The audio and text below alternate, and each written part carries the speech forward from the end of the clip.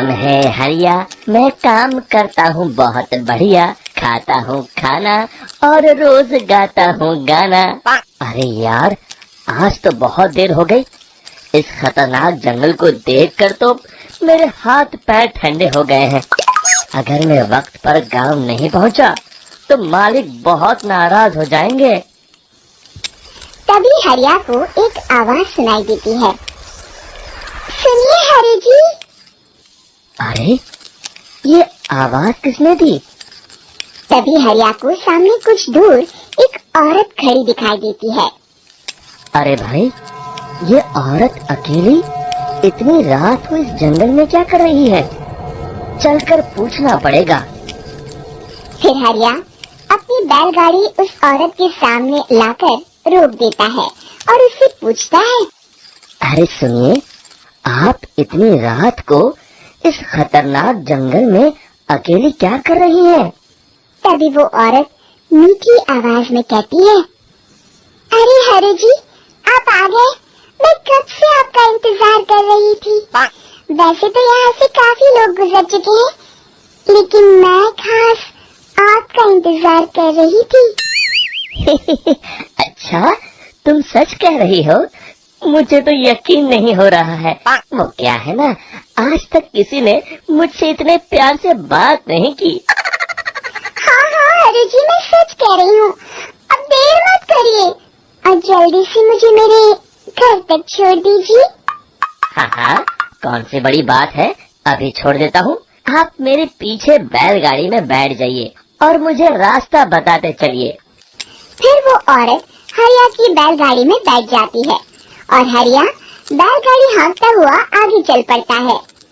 फिर उस औरत के बताए हुए रास्ते पर चलते चलते हरिया बैलगाड़ी लेकर एक काली गुफा के आगे आकर रुक जाता है। हरिया उस औरत से पूछता है। हाँ देवी जी, आपका घर कहाँ है?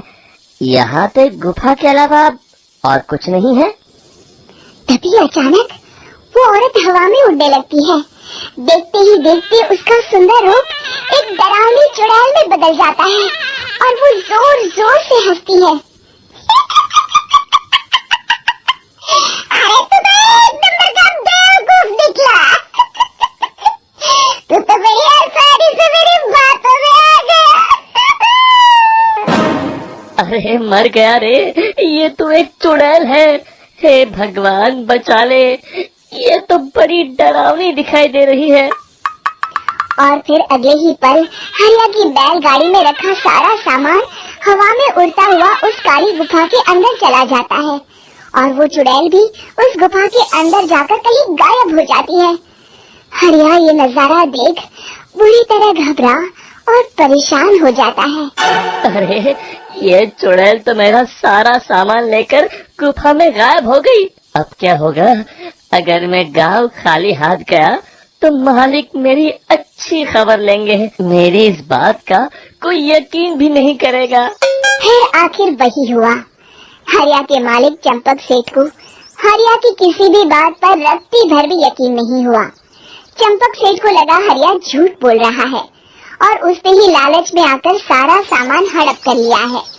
फिर हरिया को बेईमान समझकर चंपक सेठ उसे काम से निकाल देता है। अगले दिन अपनी दुकान में परेशान बैठा चंपक सेठ गुस्से में बड़बड़ाता है। अरे, दुकान में तो सामान बिल्कुल भी नहीं है। अब मुझे ही शहर जाकर सामान लाना होगा। फिर वो अपनी बैलगाड़ी लेकर शहर चला जाता है। शहर से सामान लेकर जब चंपक सेठ वापस गांव लौट रहा होता है, तभी उसे एक आवाज सुनाई देती है। चंपक जी, ओ चंपक जी। अरे, ये तो कोई मेरा नाम लेकर मुझे पुकार रहा है। फिर उस रास्ते में वही औरत खड़ी दिखाई देती है। फिर क्या था, हरिया की तरह चंपक सेठ भी उस औरत के पास अपनी बैलगाड़ी लेकर जाता है और वो भी उसकी चिकनी चुपड़ी बातों के मुंह जाल में फंस जाता है। फिर चुड़ैल उसे भी अपनी गुफा तक ले जाती है और उसका सारा सामान लेकर गुफा में गायब हो जाती है। बेचारा चंपक सेठ लाचार होकर खाली हाथ गांव लौट आता है। फिर ये उस जंगल में रोज की बात हो जाती है। जो कोई भी शहर से कुछ लेकर गांव की तरफ लौटता, वो चुड़ैल उसे बेवकूफ बनाकर उसका सारा सामान लेकर गुफा में गायब हो जाती। एक दिन हरिया एक लकड़हारे को उसी जंगल की तरफ जाते हुए देखता है। फिर हरिया उसे रोकते हुए कहता है, अरे भाई, क्यों अपनी मौत को दावत दे रहे हो?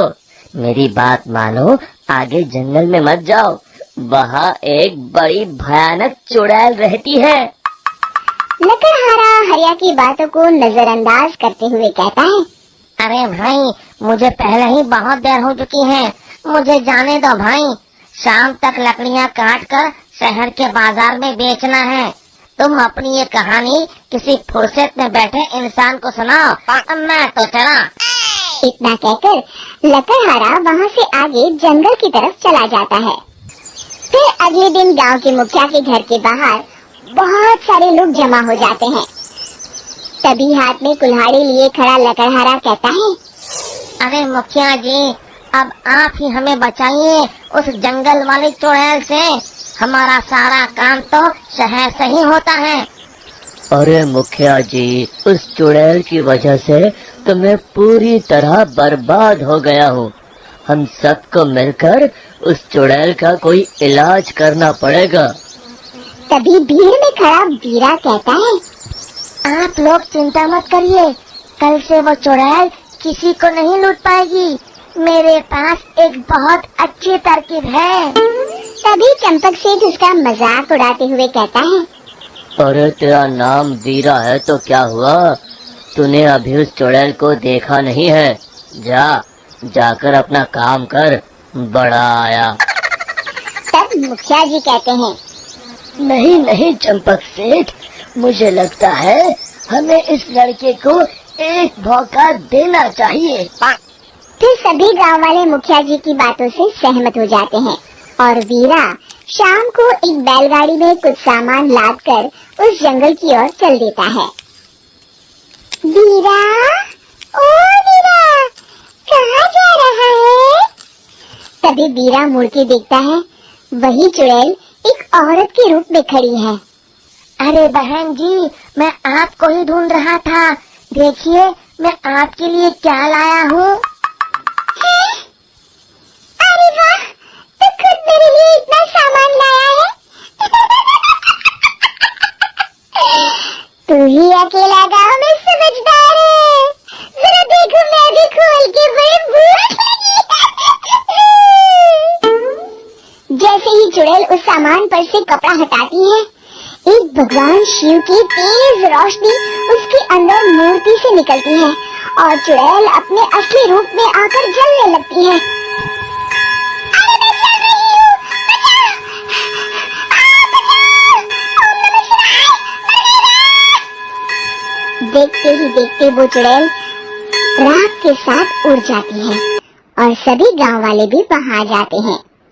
शिक्षा बुराई पे सदा अच्छाई की ही जीत होती है।